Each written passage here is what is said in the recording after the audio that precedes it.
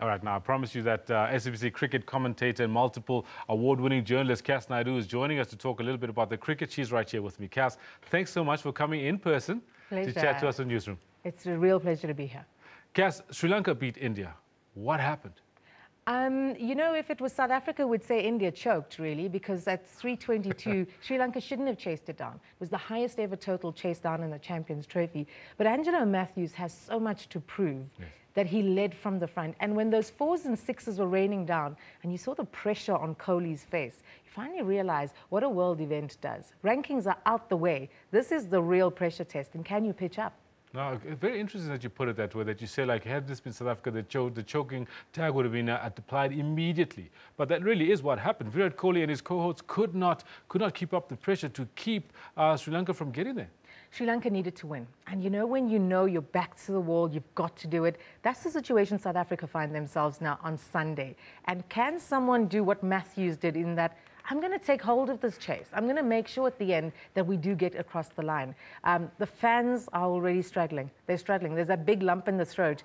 Are we going to go down the same route as India? But now suddenly Sunday, it's South Africa versus India in a knockout match before the semi-finals, a virtual quarter-final, and India know this situation so well. They know how to play it. Yes. South Africa don't.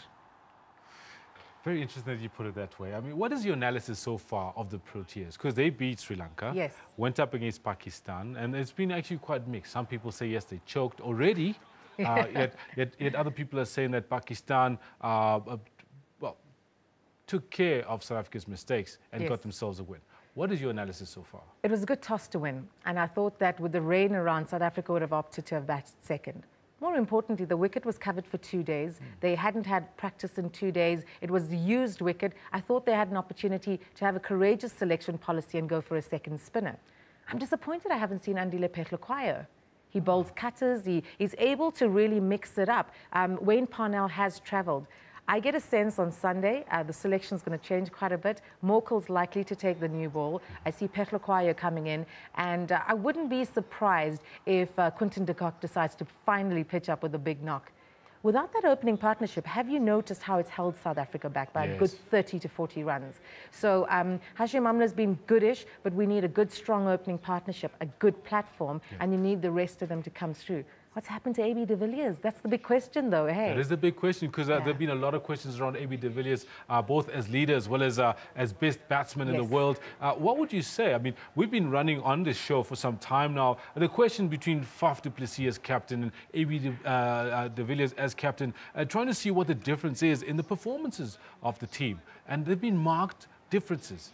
Faf has grunt, doesn't he? Yeah, He's got proper grunt. AB is a nice guy. He really is. He's a really nice guy, well-mannered, and I'm just wondering whether he's a little bit too nice. As some say, give the captaincy back to Faf, let AB focus on his batting.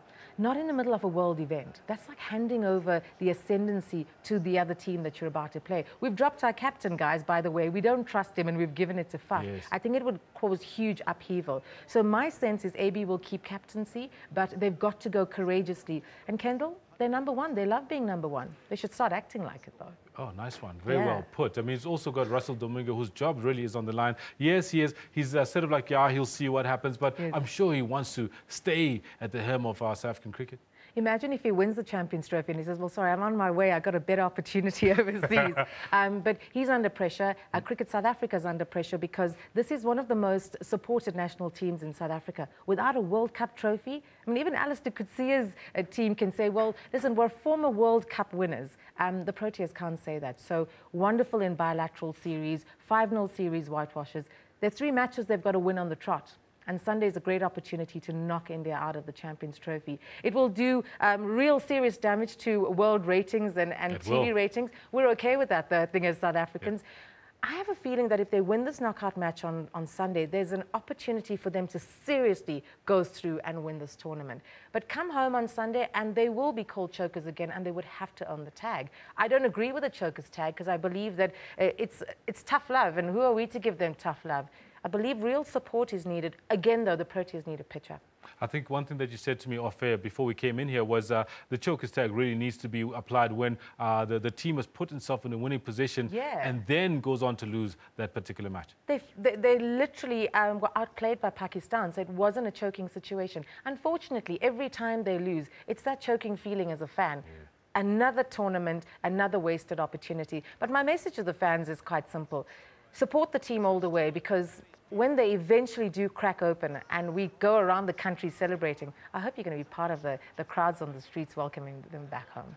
You know what, you mentioned a little earlier Alistair Coetzee and his charges. Yes. They're up against France over the weekend. In fact, all three national teams will be in action. Talk about a pressure test for South African sports. There we go. And we've actually been asking a pressure test for South African sports. Yes, Cass Naidu, you said it first. We've been asking our viewers what they think and what they hope to have with Bafana playing Nigeria, with the Proteas playing India, with the Bokke playing France. And it's actually been a mixed bag of comments that we've been getting. The chokers tag has been thrown in about the Proteas. Nothing around that with Alistair Coetzee and the Bokke.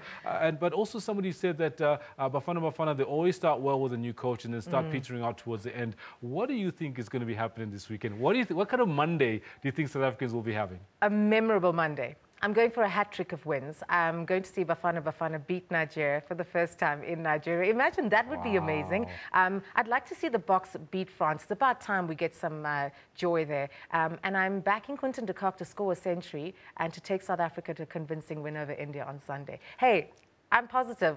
Allow me.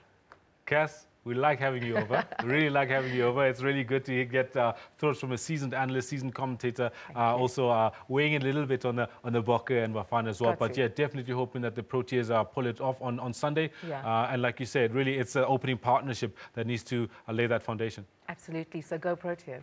There we go. Cass Naidu, SABC commentator and multiple award-winning journalists talking to us about what to expect over the weekend. And hopefully we get a hat-trick of wins to celebrate come Monday morning. That's where we leave it with the sport. Up next, we have a look at the weather forecast.